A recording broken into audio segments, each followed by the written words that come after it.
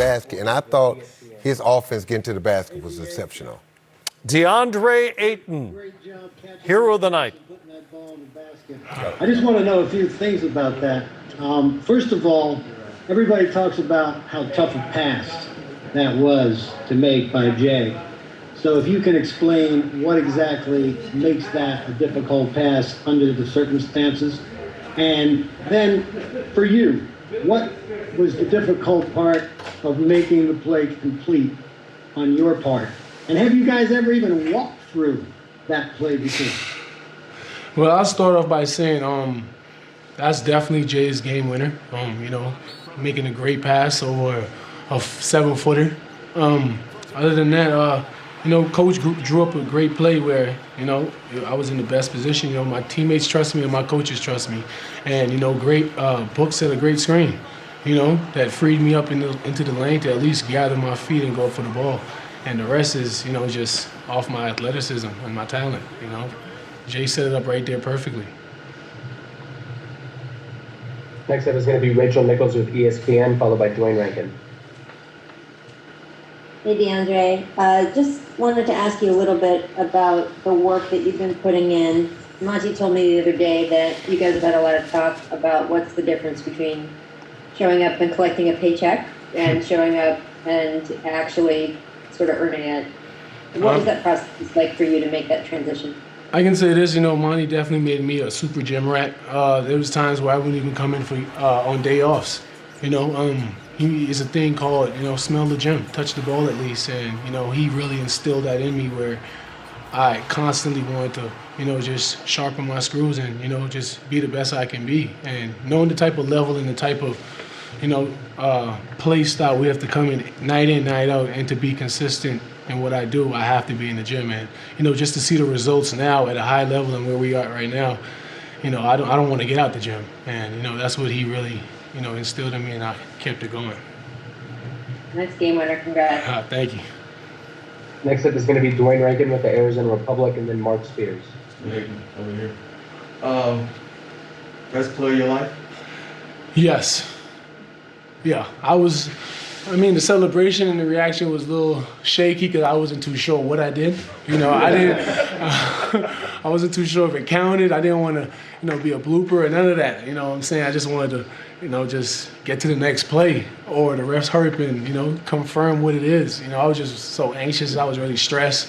It was a lot. I'm looking at the fans. I'm looking at the environment. It was a lot, but, that was my best play and, tried to embrace it.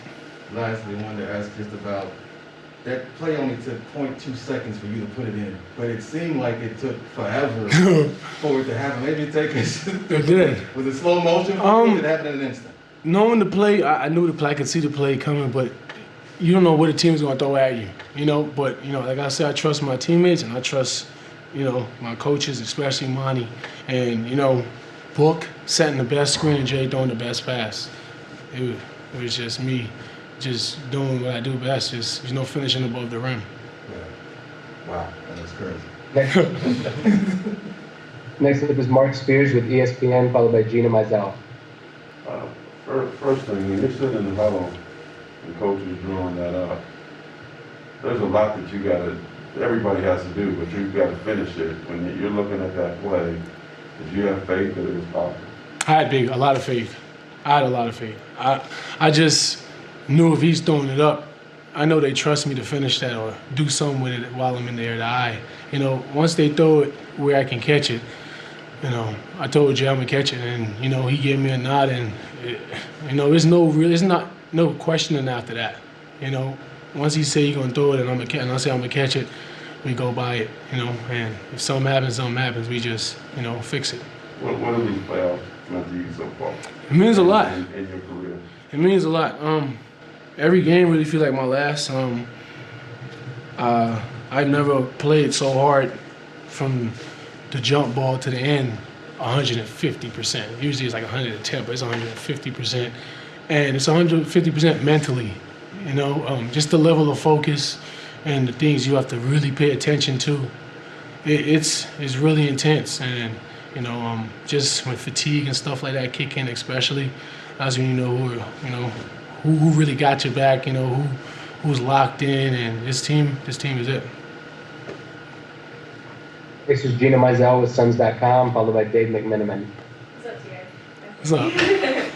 I mean, everyone's of course talking about the game winner, but then you also had that alley-oop, also from Jay, early on in the game that really got it going, and just your finishing all through this playoffs has been incredibly authoritative, like lots of force. Just maybe, what do you feel like has unlocked for you? I know you always call yourself dominating, but it seems like it's even taken a different level. So how have you been able to do You can that? say dominating times 100. No, I'm playing. But to be honest, like I said, being in the gym, doing the things I do consistently, approaching the game the right way, having dudes like C and J, Book, and everybody just being on top of me, just showing me things and telling me things that, that really for longevity, that I can continue for my career to be the best player I can be. Stuff like running the floor hard, that's just the part of basketball. That's the thing I do best is running the floor. And, dude like Jay, you could tell he played with a lot of great players. Dudes like Bam throwing it up that high. So, it was fun tonight. Next up is Dave McMiniman with ESPN, followed by Melissa Rowland. How's it going, Dave? I got two for you. One, on a night where Book doesn't shoot all that well, gets hit in the face, and obviously you're still without CP. What do you do for your confidence and the team's confidence to have the bigger roles that both you and Cam Payne play? Mainly with this team, man, it don't matter who's on the floor. We play our game. We play the way we play. We're coachable, and we go by a certain I say certain structure. We don't change anything, and if somebody subbed out, one of our superstars is out, just know that dude is back, and I'm just gonna play the same way. And that's what we do best. Cam really stepped up, taking a lot of load, taking big shots, and making some tough layups down the lane, man. And it's just seeing how all that progressed, and seeing the work he put in. Yeah, he was bound to have a game like this. And secondly, Matt Weiner of NBA TV has already given a title to the play. He's calling it the Valley Oop. So That's tough. The Valley Oop. I like that. I really like that. Melissa Rowland with Fox Sports, followed by Kellen Olson. Hey, DA, how have you seen Cam Payne's confidence grow over the time you guys have played together? What strikes you the most? Man, I'll honestly say CP has literally took Cam Payne under his wing. When you see Cam Payne coming into practice with Chris Paul, you're wondering, Chris Paul usually won here early, but you see Cam Payne right behind him, and you tend to ask questions. Them two have been with each other, watching film, lifting weights together in the morning before games, stuff like that. You can tell that Cam really took a different approach, to a whole nother level, and he did it right in front of our eyes. And like I said, he was bound to have one of these games, and he's a guy who keeps it consistent. He plays hard, both ends of the ball, and I just love his passion.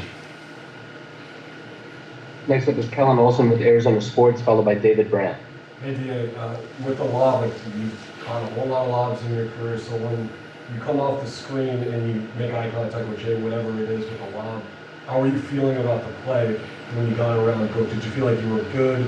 How do you read the ball in the air? Can you take me to where you were with your head? Me and Cam spoke. Once I set that first screen with Cam, I tried to set up Zubac to, for Book to have a good angle on him. And I believe once my feet touch the paint where I can go off right, left, 1, 2, not many people are going to be up there with me. So that's where I got confident at. Once I really got that gather and nobody bumped me or, it was up. And, that was it. Next is David Brandt with the Associated Press, followed by Sam Amick. Hey, DA, over here. A lot of people nationally over the years since you've been in the NBA have compared your career to Trey and Luka, and that in some ways you might have been a little bit of a disappointment, but I haven't heard that much lately. Like, what's the stretch meant to you? Have you ever worried about that? Are you just proud of kind of coming into your own and proving what you can be? At the end of the day, we all different players. I'm a 7-footer, big man, and 2 point guards. I don't know what you can compare, but me, I play as hard as I can. This is my team. I dominate the best way I can for this team, and I try to take this team as far as I can. And other than that, I trust my work. I trust my work ethic. I trust my craft, and I work very hard at it, and I'll continue to do that. So, That's about it. Next up is Sam Amick with The Athletic, followed by Greg Moore. DeAndre, you talk about the focus it takes on this stage and that last play. I'm assuming you had clarity on the fact that, some of us just learned tonight the rule about no goaltending on an inbounds pass. So, I mean, for one, do you know that? No. Heck no. That's why I didn't want to react. So, man, it's so hard to explain. But just know it just felt like my hand hit the rim or the ball hit. It's just a bunch of confusion. And I never been in that position before. I just know put the ball in the hoop right now. And so if you didn't know that, you're worried. I'm worried, but I did what Coach told me to do. You know what I'm saying? So I'm like, no, is it on me? And, Coach looked at me and said, yo, that's the rule. Like, yo, you can, if it's above the cylinder, you can finish that play.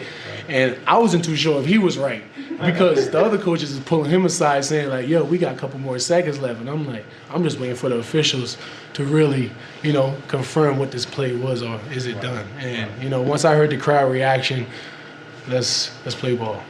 The other part of that, with Book setting that pick, I mean, he's the number one option as a scorer, superstar. Sacrifice. With a busted nose taking on 2 balls. Sacrifice. Big sacrifice. That's what this team is about. It's big sacrifice. It don't matter. You don't know who's going to drop 30. You don't know who's going to hit the game winner. That's how this team is. We play for each other, and the key thing we do is togetherness. We try not to break that, We get in our huddle, we get on each other, and we say what we have to say, and, we get back out there and play for each other. That's about it. Got time for 3 more. Next up is going to be Greg Moore with the Arizona Republic, followed by Dwayne Rankin. Hey, DeAndre, great game, man. 12 of 15 shooting, just great game. Greg Moore, Arizona Republic. I'm glad that the screen came up. I want to ask about how strong is Zubac, because I'm thinking about Devin getting in there to set that pick. It'd be one thing if he was setting a screen on a guard or a forward. He's setting a screen on a footer. Like, how strong is that guy that you're going against? Man, Zubac is pretty strong. Like all Steven Adams, every center, he is a pretty strong dude and a big dude as well. That's why I give so much props to Book to really set a good screen on a guy like himself, a paint protector, and just really find a good angle on him to free me up. All my respect go out to Book and Jay for that play as well.